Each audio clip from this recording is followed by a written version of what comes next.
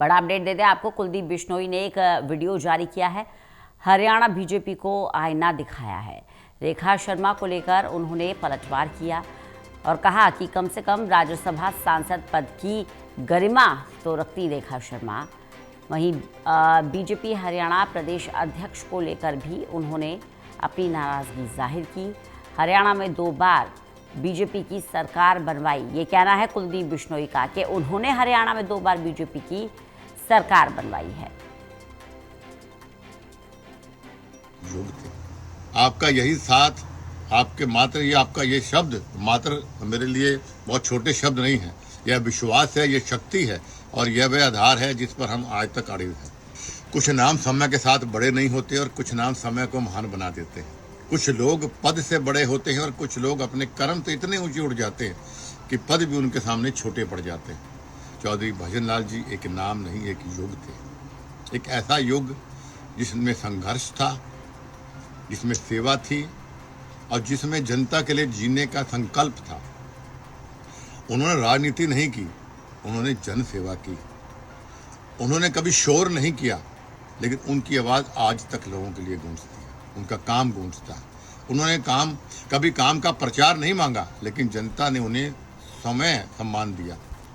कुछ लोग इतिहास पढ़ते हैं, कुछ लोग इतिहास रचते हैं, वो उन्हीं में से थे। उन पर प्रश्न नहीं उठते, ऐसे महान नेताओं से उदाहरण दिए जाते हैं।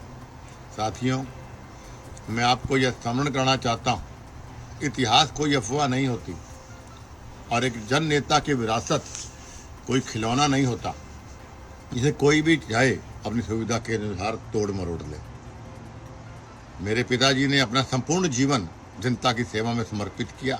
उनका हर कदम दर्ज है, उनका हर निर्णय जनता के हृदयों के अंदर विराजमान है। कहते हैं कि सूरज पर धूल फेंकने सूरज कभी रोशनी कम नहीं करता, बल्कि धूल फेंकने वाले की आंखें अंधी हो जाती हैं। और आज उस महान नाम पर प्रश्न चिन्ह खड़ा करने का प्रयास हो रहा है। मैं स्पष्ट और निर्भीक होकर कहना चाहता हूं कि रेखा जी, आपका वक्तव्य मात्र एक भूल नहीं, यह आपकी सोच की दुर्बलता का परिचारक है। इतिहास गवाह है कि आपने केवल शब्द नहीं बोले, अपनी वैचारिक दरिद्रता और अपरिपक्वता का प्रदर्शन किया है। जिस नाम को मिटाने की आप कोशिश कर रही हैं, उस नाम ने प्रदेश की तकदीर और तस्वीर लिखी। आप जैसी नौसिखिया राजनीतिज्ञों को शायद यह नहीं पता कि इतिहास पढ़ना आसान है, लेकिन इतिहास रचने के लिए खून पसीना एक करना पड़ता है। चौधरी भजनलाल जी एक व्यक्ति नहीं, एक संस्था थे। उन्होंने सत्ता की कुर्सी नहीं, लेकिन लोगों के दिलों पर राज किया। जब आप उन पर सवाल उठाती हैं तो आप केवल एक बेटे को नहीं, बल्कि उस हर गरीब, किसान और मजदूर को चुनौती देती हैं जिसकी आवाज़ मेरे पिताजी थे। इतिहास पर बोलना सरल है रेखा जी, किंतु इतिहास को समझना और उस पर जीना और उस पर रचने के लिए संघर्ष करना, इसके लिए जिगरा चाहिए, औकात चाहिए। इतिहास में सही कहा गया है कि औकात से ज़्यादा अगर किसी को मिल जाए तो बहुत कम लोग उसे पचा जाते हैं। ये रेखा का भी यही हाल है। कम से कम उस राज्यसभा के पद की गरिमा तो आप रख लेते हैं कि आपको राज्यसभा में थोप दिया गया।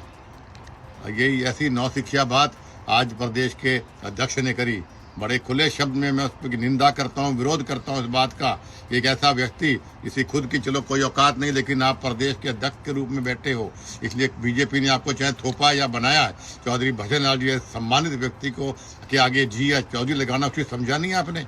कैथल में आप जाके बोलते हो कि ये उनके उस लुगाई का व्यक्तिगत बीजेपी का कोई लेना नहीं है, और यहाँ आप कहते हो कोई भजनलाल जी के बारे में बोला ही नहीं और कोई जी नहीं, चौधरी नहीं। ये आपकी औकात है, ये आपकी हैसियत है, आपको भूलना नहीं चाहिए।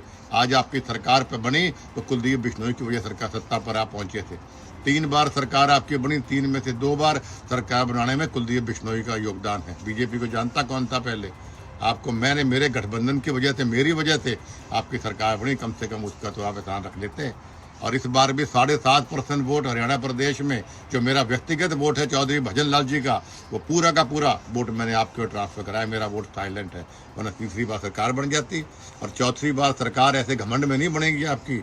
आपको बड़े नेताओं को, संघर्षशील लोगों को, जनता के काम को, जनता को साथ लेके चलना पड़ेगा।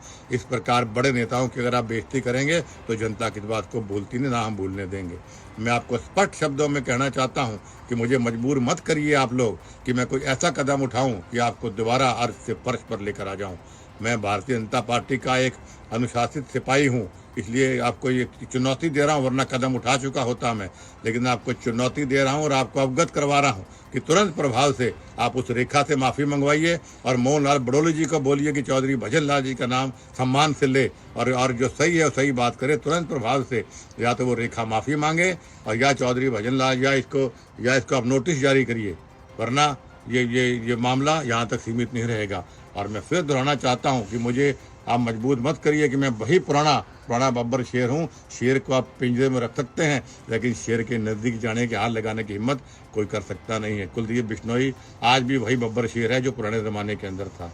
एक बार पुनः मैं तमाम मेरे साथियों का और तमाम उन वरिष्ठ नेताओं का हाथ जोड़ के मैं आभार व्यक्त करता हूँ जिन्होंने आज भी चौधरी भजन लाल जी का सम्मान अपने शब्दों के रूप में किया, चाहे मुझे टेलीफोन करके किया हो या आपने सोशल मीडिया पर लिख कर किया हो।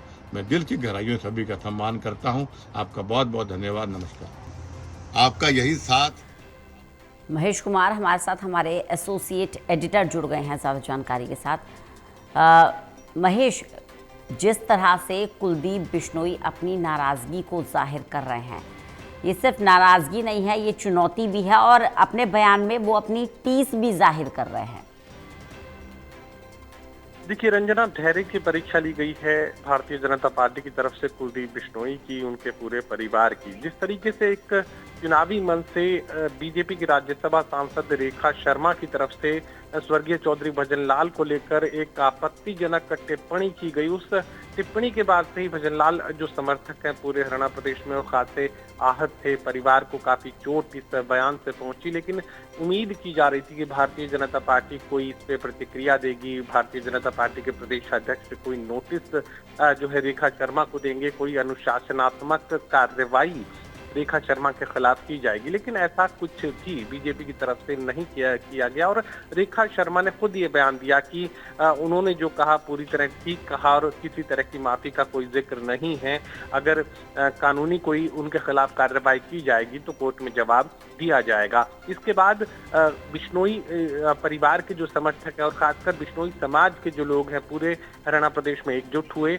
इससे पहले भी बीते दिन शनिवार को हिसार के बिश्नोई मंदिर में एक महापंचायत का आयोजन किया गया। सर्व जातीय महापंचायत रखी गई थी। हालांकि जो बहुलता थी, जो बड़ी संख्या थी, वो बिश्नोई समाज के लोगों की थी, नेताओं की थी। अलग अलग जिलों से बिश्नोई समाज के जो प्रतिनिधि हैं, नेता हैं, वो इकट्ठा हुए थे और दबाव बढ़ाने का जो ऐलान है, सामाजिक दबाव बढ़ाने का जो ऐलान है वो किया गया था। कानूनी लड़ाई का जिक्र भी इस महापंचायत में किया गया। फिलहाल कुलदीप बिश्नोई ने अपनी चुप्पी तोड़ी है। कुलदीप बिश्नोई अमेरिका में पिछले 15 दिनों से अपना इलाज करवा रहे हैं। हर साल वो अपनी स्वास्थ्य जांच के लिए अमेरिका जाते हैं। करीब एक हफ्ते और वो अमेरिका के टेक्सास में रहेंगे। एक हफ्ते के बाद हिसार में उनकी वापसी होगी। टेक्सास से ही अमेरिका टेक्सास से कुलदीप बिश्नोई ने ये वीडियो जारी किया है। वीडियो में जबरदस्त गुस्सा कुलदीप बिश्नोई के अंदर देखने को मिल रहा है। वो दो टूक आईना भारतीय जनता पार्टी को दिखा रहे हैं कि कुलदीप बिश्नोई ने 2 बार हरियाणा में बीजेपी की सरकार बनाई। बीजेपी को हरियाणा में जानता कौन था?